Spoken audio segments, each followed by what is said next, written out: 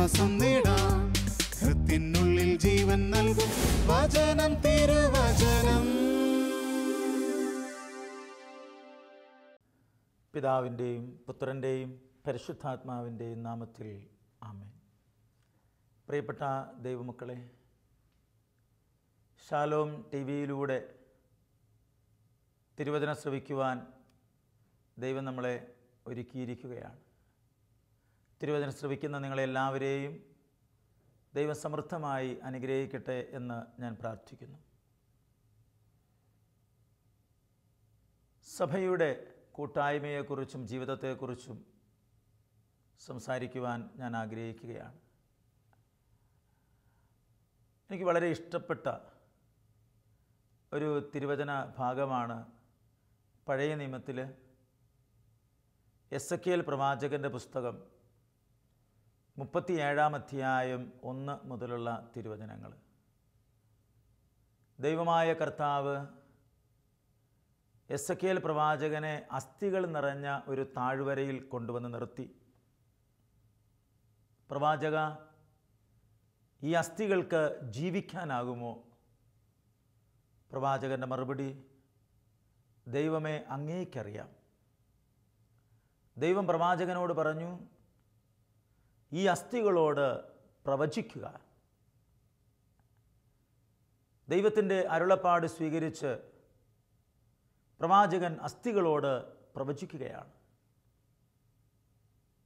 ദൈവത്തിൻ്റെ അരുളപ്പാട് ലോകത്തെ അറിയിക്കുന്ന വ്യക്തിയാണല്ലോ പ്രവാചകൻ എന്ന് പറയുന്നത്.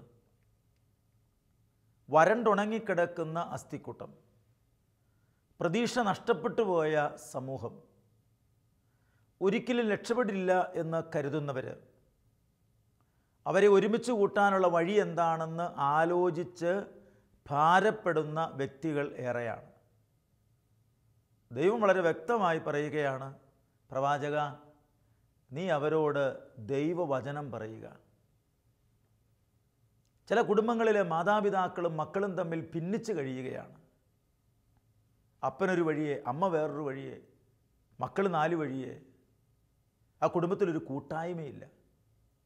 ആ കുടുംബം സമാധാനത്തോടെ മുന്നോട്ട് പോകുന്നില്ല. എങ്ങനെ മുന്നോട്ട് പോകണം എന്നറിയാൻ പാടില്ല. ഇത് ശരിയാകുമോ എന്നൊരു ചോദ്യം നിൽക്കുകയാണ്.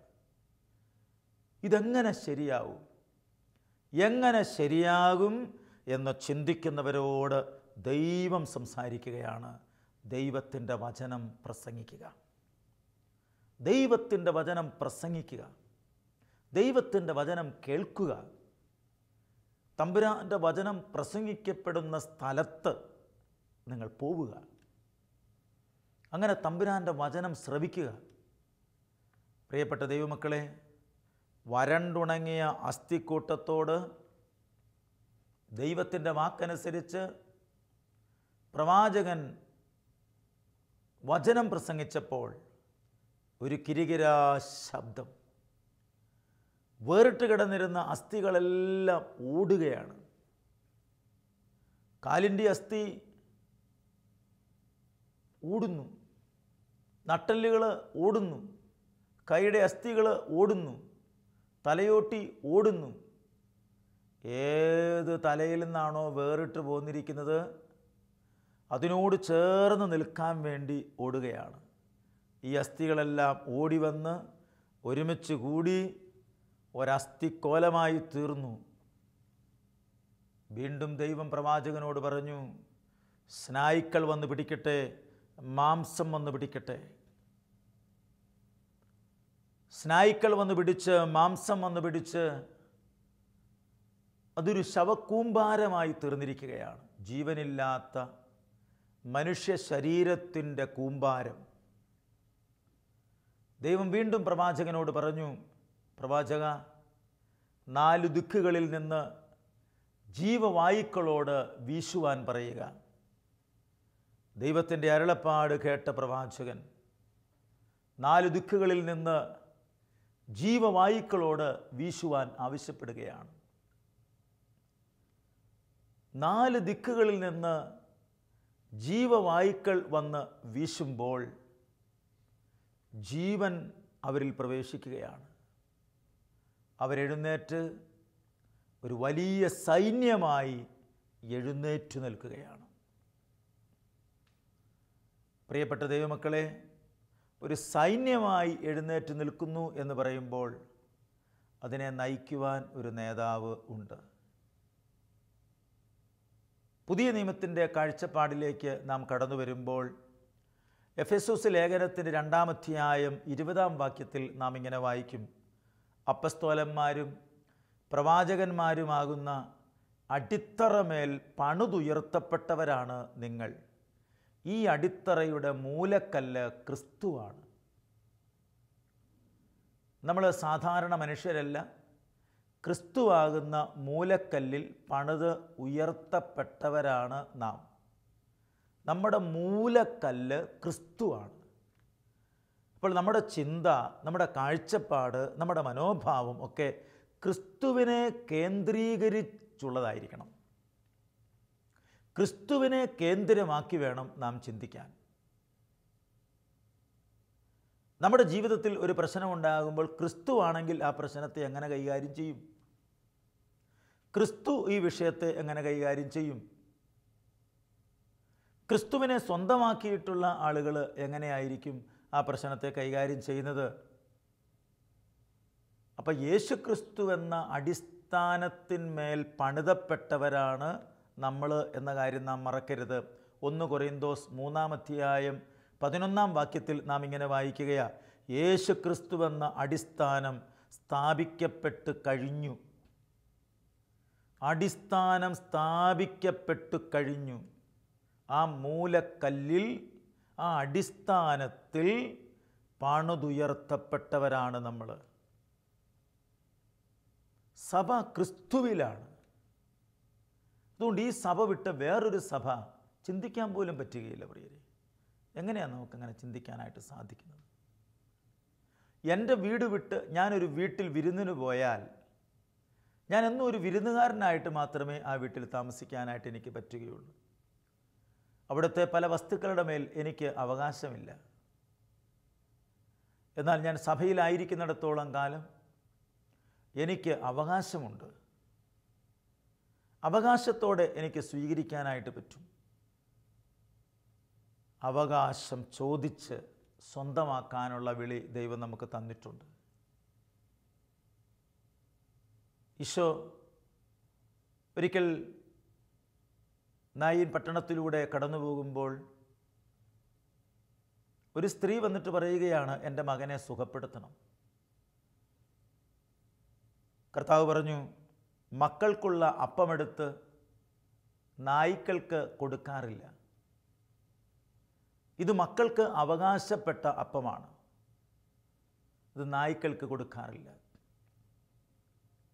അവൾ പറഞ്ഞു, യജമാനൻ്റെ മേശയിൽ നിന്ന് വീഴുന്ന അപ്പക്കഷ്ണം കൊണ്ട് നായ്ക്കൾ ഭക്ഷിച്ച് തൃപ്തരാകാറുണ്ടല്ലോ,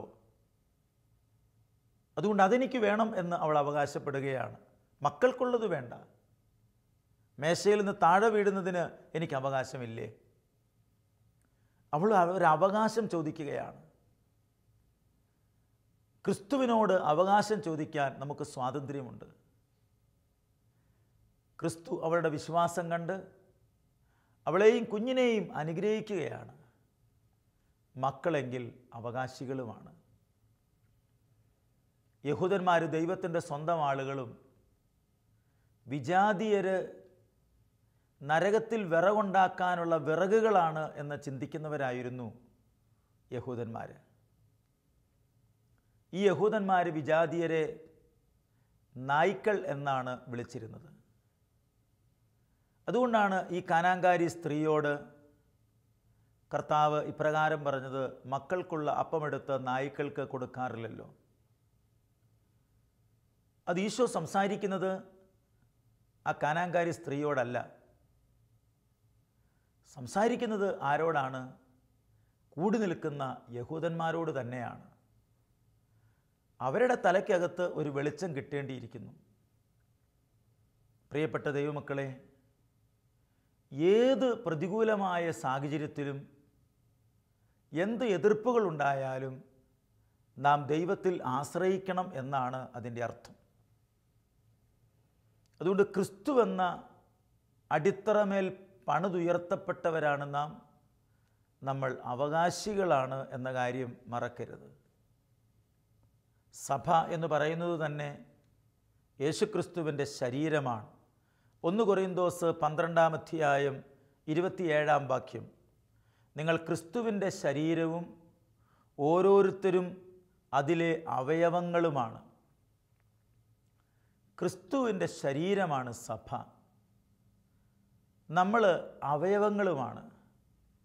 അങ്ങനെ അവയവങ്ങളാണ് എങ്കിൽ നമ്മുടെ കൂടെ നിൽക്കുന്നവരെയൊക്കെ പരിഗണിക്കാനും ശ്രദ്ധിക്കാനും നമുക്ക് കടമയുണ്ട്, ഉത്തരവാദിത്വമുണ്ട്.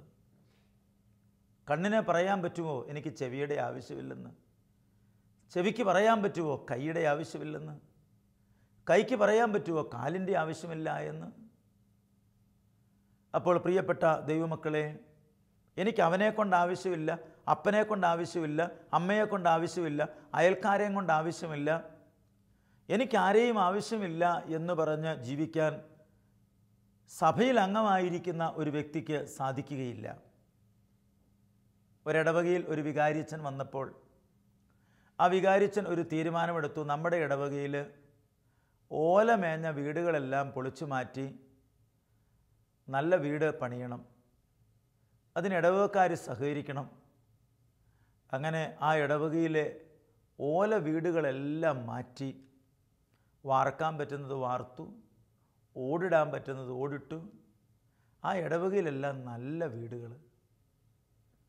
ആ വികാരിച്ചൻ്റെ ഒരു പരിശ്രമമാണ്. വികാരിച്ചൻ അത് ഇടവകക്കാരോട് പറഞ്ഞു. അവരും നമ്മുടെ ശരീരത്തിൻ്റെ ഭാഗമാണെന്നും അവരുടെ ദാരിദ്ര്യവും കഷ്ടപ്പാടിലും നമ്മൾ അവർക്ക് ബലമായി തീരണം എന്നും കർത്താവ് ആഗ്രഹിക്കുന്നുണ്ട്. അങ്ങനെ ഒരു പങ്കുവയ്ക്കുന്ന ഒരു മനസ്സ് നമ്മുടെ ജീവിതത്തിൽ ഉണ്ടാകുന്നത് വളരെ നല്ലതാണ്. പ്രിയപ്പെട്ട ദൈവമക്കളെ, സഭയിൽ അംഗങ്ങളായി ഒരു കൂട്ടായ്മയിൽ നമ്മൾ വളരണം എന്ന് ദൈവം ആഗ്രഹിക്കുന്നുണ്ട്. ഫിലിപ്പിയർക്ക് എഴുതിയ ലേഖനത്തിൻ്റെ 2:2 നാം ഇങ്ങനെ വായിക്കും, നിങ്ങൾ ഒരേ കാര്യങ്ങൾ ചിന്തിച്ചുകൊണ്ട് ഒരേ സ്നേഹത്തിൽ വർത്തിച്ച് ഒരേ അഭിപ്രായവും ഒരേ ആത്മാവും ഉള്ളവരായി എൻ്റെ സന്തോഷം പൂർണ്ണമാക്കുവിൻ. ഒരിക്കൽ കൂടി ആ വചനം ഞാൻ വായിക്കാം. നിങ്ങൾ ഒരേ കാര്യങ്ങൾ ചിന്തിച്ചുകൊണ്ട്, അതായത് ക്രിസ്തുവിനെക്കുറിച്ചാണ് നമ്മൾ ചിന്തിക്കേണ്ടത്, ഒരേ സ്നേഹത്തിൽ വർത്തിച്ച് ക്രിസ്തുവിൻ്റെ സ്നേഹത്തിൽ തന്നെ വർത്തിക്കണം.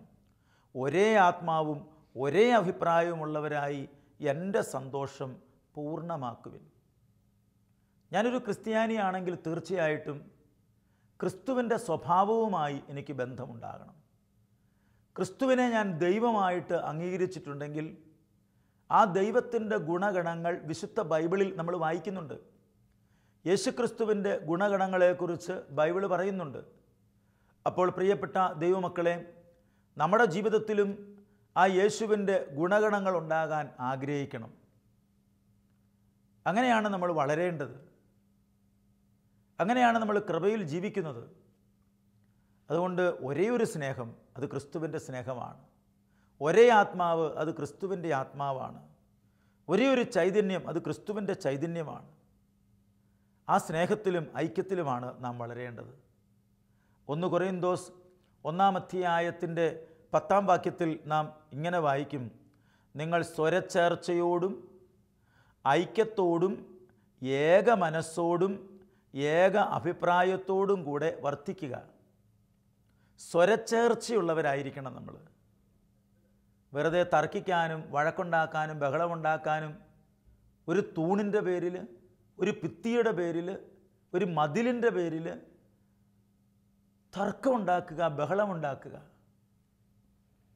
ഒരിക്കലും അങ്ങനെയുള്ള കാര്യം നമ്മുടെ ഇടയിൽ ഉണ്ടായിരിക്കരുത്. അങ്ങനെ ഉണ്ടാവാതിരിക്കാനായിട്ട് നാം ശ്രദ്ധിക്കണം. അതുകൊണ്ട് പ്രിയപ്പെട്ട ദൈവമക്കളെ, ഇങ്ങനെയുള്ള തർക്കത്തിൻ്റെയും അസ്വസ്ഥതയുടെയും പ്രവൃത്തികൾ സാത്താൻ കൊണ്ടുതരുന്നതാണ്. ഇപ്പം തർക്കിക്കാനും ബഹളമുണ്ടാക്കാനും സ്വരച്ചേർച്ചയില്ലാത്ത പ്രവൃത്തിക്കും നാം പോകുന്നുവെങ്കിൽ നമ്മുടെ ആത്മാവ് ക്രിസ്തുവിൻ്റെ ആത്മാവല്ല, സാത്താൻ്റെ ആത്മാവ് നമ്മളെ ഭരണം നടത്തി തുടങ്ങിയിരിക്കുന്നു. സാത്താൻ്റെ ആത്മാവ് നമ്മളെ ഭരിക്കാൻ തുടങ്ങിയാൽ നമ്മൾ ഭിന്നത ഉണ്ടാക്കാനായിട്ട് തുടങ്ങും. അതുകൊണ്ട് ഈ സാത്താൻ നമ്മളിൽ നിന്ന് വിട്ടുപോകണം, പരിപൂർണമായി വിട്ടുപോകണം. എന്നാലേ നമ്മുടെ ഇടവകയിൽ, നമ്മുടെ സമൂഹത്തിലെ സഭയിൽ കൂട്ടായ്മയുണ്ടാവുകയുള്ളൂ. വിശ്വാസികളുടെ കൂട്ടായ്മയാണ് സഭ എന്ന് പറയുന്നത്. ഏതു വിശ്വാസികളുടെ? ക്രിസ്തു വിശ്വാസികളുടെ കൂട്ടായ്മയാണ്. ആരിലെങ്കിലുമൊക്കെ നാം വിശ്വാസം അർപ്പിച്ചാൽ പോരാ, നമ്മുടെ വിശ്വാസം ക്രിസ്തുവിലായിരിക്കണം. അപ്പം നമ്മളൊരു അഭിപ്രായം പറയുമ്പോൾ അത് ക്രിസ്തുവിൻ്റെ അഭിപ്രായവുമായി ചേർന്ന് നിൽക്കുന്നതാണോ? കുറേ നാളുകൾക്ക് മുമ്പ് ഒരു വികാരിയച്ഛൻ ഒരു പള്ളിയിൽ സിമിത്തേരി പണിയുന്നതിന് ഒരു ഭിത്തി അങ്ങ് പൊളിച്ച് അല്പം നീട്ടി പള്ളി പണിതപ്പോൾ വഴിയും കൂടെ വരാനുള്ള സൗകര്യത്തിന് ഏറ്റവും മനോഹരമായിട്ട് വികാരിയച്ഛൻ അത് ചെയ്തു. അത് ചെയ്തു കഴിഞ്ഞപ്പോൾ ആ ഇടവകയിലുള്ള ചില ആളുകൾ ഇങ്ങനെയാണ് പറഞ്ഞത്, ഇത് വർഷങ്ങളായിട്ട് നിൽക്കുന്ന മതിലാണ്, ഇത് അച്ഛൻ പൊളിച്ചത് ശരിയായില്ല. ഒരു നല്ല കാര്യത്തിന്, മറ്റുള്ളവർക്ക് നന്മയുണ്ടാകുന്ന കാര്യത്തിന് അച്ഛനൊരു കാര്യം ചെയ്യുമ്പോൾ അതിനെ അംഗീകരിക്കുകയാണ് നാം ചെയ്യേണ്ടത്. അല്ലാതെ വർഷങ്ങളായിട്ടുള്ള മതിൽ എന്ന് പറഞ്ഞ് ആ മതിലിൽ മുറുകെ പിടിച്ച് ആ മതിലുമായി ബന്ധപ്പെട്ട് ബഹളമുണ്ടാക്കി ആ മതിലിൻ്റെ പേരിൽ പള്ളി വരുന്നില്ല, ആ മതിലിൻ്റെ പേരിൽ വികാരിയച്ഛനോട് മിണ്ടുന്നില്ല, ആ മതിലിൻ്റെ കാരണം പറഞ്ഞ് മക്കളെ പോലും പള്ളി വിടുന്നില്ല. അപ്പം അവിടെ എന്ത് സ്പിരിച്വാലിറ്റിയാണുള്ളത്? അവിടെ എന്ത് ആധ്യാത്മികതയാണ് നിലകൊള്ളുന്നത്? അതുകൊണ്ട് പ്രിയപ്പെട്ട ദൈവമക്കളെ, നാം സഭാമക്കളായതുകൊണ്ട് ഒരേ ശരീരത്തിലെ അവയവങ്ങളായിരിക്കുന്നതിനാൽ നമ്മളൊരു കൂട്ടായ്മയെ വർദ്ധിക്കണം എന്ന് ദൈവം ആഗ്രഹിക്കുന്നുണ്ട്. ദൈവത്തിൻ്റെ ആഗ്രഹത്തിന് വിപരീതമായി നിൽക്കാൻ നമ്മളെ പ്രേരിപ്പിക്കുന്നത് സാത്താൻ്റെ ശക്തിയാണ് എന്ന കാര്യം നാം മറന്നേക്കരുത്.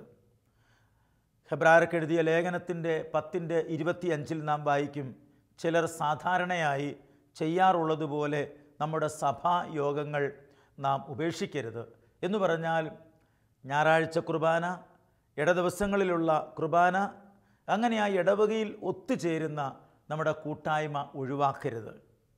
ഇടവക കൂട്ടായ്മയോടൊപ്പം തന്നെ നമ്മുടെ ഇടവകയിലുള്ള പ്രാർത്ഥനാ കൂട്ടായ്മകൾ, നമ്മുടെ കുടുംബത്തിൻ്റെ കൂട്ടായ്മകൾ, ഈ കൂട്ടായ്മകളൊന്നും നാം ഒഴിവാക്കരുത്. ഈ കൂട്ടായ്മകളൊക്കെ നമുക്ക് കൃപയിലും വിശുദ്ധിയിലും അഭിഷേകത്തിലും വളരാൻ നമ്മളെ സഹായിക്കുന്നതാണ്. വീട്ടിൽ കൂട്ടായ്മ നടക്കുമ്പോൾ, കുടുംബത്തിൽ പ്രാർത്ഥന നടക്കുമ്പോൾ, പള്ളിയിൽ വിശുദ്ധ കുർബാന നടക്കുമ്പോൾ നമ്മൾ വഴിക്കവലകളിലിരുന്ന് ദൈവത്തിനെതിരായി, സഭയ്ക്കെതിരായി, വൈദികർക്കെതിരായി സംസാരിക്കരുത്. അങ്ങനെ സംസാരിക്കാൻ നമ്മളെ പ്രേരിപ്പിക്കുന്ന ആത്മാവ് സാത്താൻ്റെ ആത്മാവാണ്. അതുകൊണ്ട് പ്രിയപ്പെട്ട ദൈവമക്കളെ, എന്നെ ഭരിക്കുന്ന ആത്മാവ് ഏതാണ്? ബൈബിളിൽ റോമാക്കാർക്ക് എഴുതിയ ലേഖനത്തിൻ്റെ 8-ാം അധ്യായം 9-ാം വാക്യം, ക്രിസ്തുവിൻ്റെ ആത്മാവ് യഥാർത്ഥമായി നിങ്ങളിൽ വസിക്കുന്നു എങ്കിൽ നിങ്ങൾ ആത്മീയരാണ്. ക്രിസ്തുവിൻ്റെ ആത്മാവ് നിങ്ങളിൽ വസിക്കുന്നില്ലെങ്കിൽ നിങ്ങൾ ജഡികരാണ്. ഇപ്പം ക്രിസ്തുവിൻ്റെ ആത്മാവ് നിങ്ങളിൽ വസിക്കുന്നുവെങ്കിൽ നിങ്ങൾ ജഡീകരല്ല, ആത്മീയരാണ്. അപ്പോൾ ആത്മീയ മനുഷ്യരാകാനാണ് ദൈവം നമ്മളെ വിളിച്ചിരിക്കുന്നത്. ഞാൻ നേരത്തെ സൂചിപ്പിച്ചിരുന്നതുപോലെ നമുക്ക് പരസ്പരം സഹായിക്കുന്ന ഒരു മനസ്സ് ആവശ്യമാണ്. സഭാമക്കളിൽ ഉണ്ടാകേണ്ട ഒരു ഗുണമാണ് പരസ്പരം സഹായിക്കുന്ന ഒരു മനസ്സ്. ഗലാത്യർക്ക് എഴുതിയ ലേഖനത്തിൻ്റെ 6:2 നാം ഇങ്ങനെ വായിക്കും, പരസ്പരം ഭാരം വഹിച്ചുകൊണ്ട് ക്രിസ്തുവിൻ്റെ നിയമം പൂർത്തിയാക്കുവിൻ. ക്രിസ്തുവിൻ്റെ നിയമം പൂർത്തിയാക്കുവിൻ. പരസ്പരം ഭാരം വഹിച്ചുകൊണ്ട് ക്രിസ്തുവിൻ്റെ നിയമം പൂർത്തിയാക്കുവിൻ. അതുകൊണ്ട് ഭാരം വഹിക്കാൻ വിളിക്കപ്പെട്ട ജീവിതമാണ് നമ്മുടെ ജീവിതം. ഈശോ തന്നെ പറഞ്ഞില്ലേ, മത്തായിയുടെ സുവിശേഷത്തിൻ്റെ 11-ാം അധ്യായം 28 മുതലുള്ള വാക്യങ്ങളിൽ, അധ്വാനിക്കുന്നവരും ഭാരം വഹിക്കുന്നവരും എൻ്റെ അടുക്കൽ വരുവിൻ, ഞാൻ നിങ്ങളെ ആശ്വസിപ്പിക്കാം. അങ്ങനെയാണെങ്കിൽ ക്രിസ്തുവിനെ സ്വന്തമാക്കിയ നമ്മുടെ മനസ്സും എന്താണ്? മറ്റുള്ളവരോട് നമുക്കും അത് തന്നെ പറയാൻ പറ്റും. അധ്വാനിക്കുന്നവർ, ഭാരപ്പെടുന്നവർ, പ്രയാസപ്പെടുന്നവർ എൻ്റെ അടുക്കൽ വരട്ടെ, ഞാൻ അവരെ ആശ്വസിപ്പിക്കും. അങ്ങനെ ഭാരപ്പെടുന്ന ആരെങ്കിലും നമ്മുടെ മുമ്പിൽ വന്ന് കൈനീട്ടുമ്പോൾ ഞാനും അവനെ പോലെ കൈനീട്ടേണ്ടവനായിരുന്നു, ദൈവത്തിൻ്റെ കരുണ കൊണ്ടാണ് ഞാൻ കൈനീട്ടാത്തവനായി ജീവിക്കുന്നത് എന്ന് മനസ്സിലാക്കിക്കൊണ്ട് നമ്മുടെ മുമ്പിൽ സഹായത്തിന് വരുന്ന ആളുകളെ സഹായിക്കുവാൻ നമുക്ക് കടമയുണ്ട് എന്ന കാര്യം നാം മറക്കരുത്. അതുകൊണ്ട് ഈ തിരുവചനം കേൾക്കുന്ന പ്രിയപ്പെട്ട ദൈവമക്കളെ, നമ്മൾ ക്രിസ്തുവിൻ്റേതാണ് എന്നോർക്കണം. ക്രിസ്തുവിൻ്റെ സ്വഭാവമാണ് നമ്മളിൽ ഉണ്ടായിരിക്കേണ്ടത്. ക്രിസ്തു ശിഷ്യൻ. ക്രിസ്തുവിൻ്റെ സ്വഭാവമാണ് ക്രിസ്തു ശിഷ്യൻ്റെ സ്വഭാവവും. നിൻ്റെ ശിഷ്യനെ കാണിച്ചു തന്നാൽ ഗുരുവിൻ്റെ സ്വഭാവം അറിയാൻ പറ്റും. ഗുരു ആരാണെന്ന് മനസ്സിലാകുന്നത് ശിഷ്യൻ്റെ പ്രവൃത്തിയിൽ നിന്നാണ്. ശിഷ്യനിൽ നിന്ന് നമുക്ക് മനസ്സിലാക്കാൻ പറ്റും ഗുരു ആരാണെന്ന്. പത്രോസ് തീ കാഞ്ഞുകൊണ്ടിരിക്കുമ്പോൾ ഒരു വ്യക്തി ചോദിക്കുകയാണ്, നിൻ്റെ സംസാര രീതി കേട്ടിട്ട് നീ അവനെപ്പോലെ, അവൻ്റെ കൂടെയുള്ളവനെ പോലെ തോന്നുന്നുവല്ലോ. അപ്പം കൂടെ ജീവിച്ചു കഴിഞ്ഞപ്പോൾ ആ ക്രിസ്തുവിൻ്റെ സംസാരവും ആ ശൈലിയും കിട്ടുകയാണ്. ഞങ്ങളുടെ ടീമിൽ ശുശ്രൂഷ ചെയ്യുന്നൊരു ബ്രദറുണ്ട്. ആ ബ്രദർ ബഹുമാനപ്പെട്ട നായിക്കമ്മർ മലച്ചൻ്റെ കൂടെ നടന്ന് ഇപ്പോൾ അദ്ദേഹം ശുശ്രൂഷ ചെയ്യുന്നത് കേട്ടാൽ കണ്ണടച്ചിരിക്കുകയാണെങ്കിൽ നായിക്കമ്മർ മലച്ചനാണെന്നേ പറയൂ. അച്ഛൻ്റെ അതേ സ്വരമാണ്, അതേ ശൈലിയാണ്. കണ്ണടച്ച് കേട്ടാൽ ഇത് അച്ഛൻ തന്നെ. അപ്പോൾ പ്രിയപ്പെട്ട ദൈവമക്കളെ, നമ്മൾ ക്രിസ്തുവിനോട് കൂടെ ജീവിക്കുമ്പോൾ, സഭയോട് ചേർന്ന് നാം ജീവിക്കുമ്പോൾ ക്രിസ്തുവിൻ്റെ സ്വഭാവ ഗുണങ്ങൾ നമ്മളിലുണ്ടാകുന്നു. അതുകൊണ്ട് പരസ്പരം ഭാരം വഹിക്കാൻ മടി കാണിക്കരുത്. ഫിലിപ്പിയർക്ക് എഴുതിയ ലേഖനത്തിൽ 2:4 പറയുകയാണ്, ഓരോരുത്തരും സ്വന്തം താല്പര്യം മാത്രം നോക്കിയാൽ പോരാ, മറ്റുള്ളവരുടെ താല്പര്യവും പരിഗണിക്കണം. ഒരാൾ പള്ളിക്കകത്ത് സ്ഥിരമായിട്ട് കസേരയിൽ ഇരിക്കുകയാണ്, വേറൊരാൾ അവിടെ കുർബാനയിൽ പങ്കെടുത്തുകൊണ്ടിരിക്കുമ്പോൾ തല കറങ്ങി വീഴാൻ പോകുന്നു, ഒന്നിരിക്കണം എന്ന് പറയുന്നു. സ്ഥിരമായിട്ട് ഈ വ്യക്തി കസേരയിൽ ഇരിക്കുന്ന പാർട്ടിയായിരിക്കും. തല കറങ്ങി വീഴാൻ പോകുന്ന വ്യക്തിക്ക് എഴുന്നേറ്റ് ആ കസേര കൊടുക്കാനുള്ള ഒരു മനസ്സ് നമുക്ക് ഇല്ല എങ്കിൽ സ്വന്തം കാര്യം മാത്രം നോക്കുന്ന വ്യക്തിയായി നാം മാറുകയാണ്. ഓരോരുത്തരും സ്വന്തം താല്പര്യം മാത്രം നോക്കിയാൽ പോരാ, മറിച്ച് മറ്റുള്ളവരുടെ താല്പര്യവും പരിഗണിക്കണം. അപ്പം മറ്റുള്ളവരുടെ താല്പര്യം പരിഗണിക്കാൻ നമുക്ക് സാധിക്കുന്നത് പരിശുദ്ധാത്മാവിൻ്റെ സഹായത്താലാണ്. മാത്രമല്ല, റോമാക്കാർക്ക് എഴുതിയ ലേഖനത്തിൻ്റെ 15:25 പറയുകയാണ്, ഇപ്പോൾ ഞാൻ വിശുദ്ധരെ സഹായിക്കാൻ ജെറുസലേമിലേക്ക് പോവുകയാണ്. എന്തെന്നാൽ ജെറുസലേമിലെ വിശുദ്ധരിൽ നിർധനരായവർക്ക് കുറേ സംഭാവന കൊടുക്കാൻ മക്കദോനിയായാലും അക്കായിയായാലും ഉള്ളവർ സന്മനസ് പ്രകടിപ്പിച്ചിരുന്നു. ഞാൻ വിശ്വാസികളെ സഹായിക്കാൻ പോകുന്നു എന്നല്ല, വിശുദ്ധരെ സഹായിക്കാൻ പോകുന്നു എന്നാണ് അപ്പസ്തോലന്മാർ പറഞ്ഞത്. ആദിമ സഭയിലെ ആളുകളെ അപ്പസ്തോലൻ വിളിച്ചിരുന്നത് വിശുദ്ധരെ എന്നാണ്. വിശുദ്ധരുടെ കൂട്ടായ്മയായിരുന്നു സഭാ കൂട്ടായ്മ. 2 കൊറിന്തോസ് 9:5 നിങ്ങൾ വാഗ്ദാനം ചെയ്ത ഉദാരമായ സംഭാവന മുൻകൂട്ടി സജ്ജമാക്കാൻ സഹോദരന്മാരെ പ്രേരിപ്പിക്കുക, അത് ആവശ്യമാണെന്ന് ഞാൻ കരുതി. ഇപ്പോൾ മറ്റുള്ളവരെ സഹായിക്കണം, അവരെ ദൈവത്തിന് വേണ്ടി നേടണം. അതോടൊപ്പം തന്നെ നമ്മുടെ സഭാ കൂട്ടായ്മയിലുള്ള വിഭാഗീയതയെല്ലാം ഒഴിവാക്കണം. 1 കൊറിന്തോസ് 1:11 നിങ്ങളുടെ ഇടയിൽ തർക്കങ്ങൾ ഉണ്ടെന്ന് കേൾക്കുന്നത് തന്നെ മോശമാണെന്നാണ് അപ്പസ്തോലൻ പറയുന്നത്. അങ്ങനെ ഒരു പ്രശ്നം ഉണ്ടാകരുത്.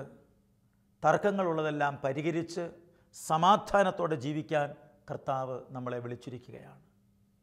അതുകൊണ്ട് പ്രിയപ്പെട്ട ദൈവമക്കളെ, വേറിട്ട് കിടന്നിരുന്ന അസ്ഥികൾ കൂട്ടി യോജിപ്പിക്കപ്പെട്ട് ഒരു സൈന്യമായി എഴുന്നേറ്റ് നിന്നതുപോലെ പല ദിശകളിലായിരുന്ന, പല ദേശത്തായിരുന്ന, പല ഭാഷക്കാരായിരുന്ന നമ്മളെ എല്ലാവരെയും ദൈവം ഒരുമിച്ച് ചേർത്തിരിക്കുകയാണ്.